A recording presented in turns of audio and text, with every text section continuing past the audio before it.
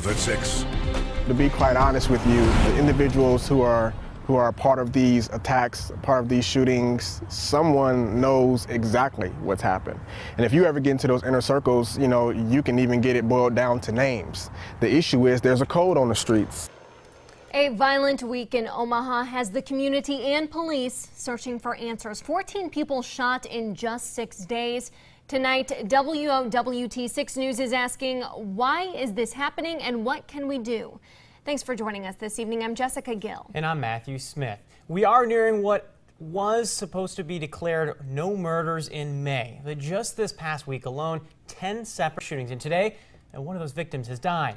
Police found their suspect in a hospital, the victim of a shooting hours later. Lamond Secret is the man who died last night following a shooting that happened Monday. His suspected killer, Michael Goins, was shot hours after that in a separate shooting. Tonight, police are asking us not to release a picture of Goins as they continue their investigation of this shooting and 9 more in the metro. Joe Chiodo has our story. The recent violence is easy to see in Northeast Omaha.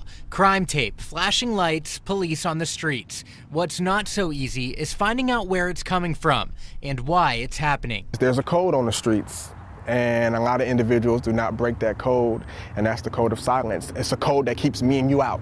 It's that code that has a former gang member turned gang prevention specialist concerned. He says this week of violence is likely more than meets the eye. I would say it's gang related. Anytime you see shootings back to back like that, it's definitely gang related. So far, out of 10 shootings, just 1 suspect has been named. Police are working to determine if any are connected. With such uncertainty surrounding such violence, police are asking anyone with information to come forward, but it's proven difficult. So far as them coming up and speaking up, you're asking a lot.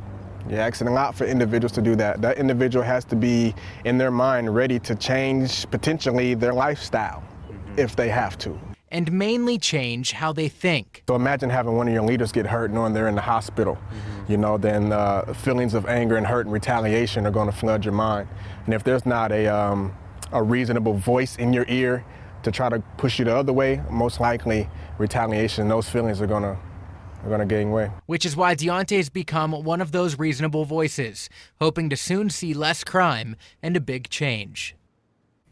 That was Joe Chiodo reporting. Deontay says, as a community, it is important to listen what is happening and keep police informed because those on the inside of the violence don't want police involved. Coming up at 6:30, Joe will have more on this violence and what community members are doing to put an end to it.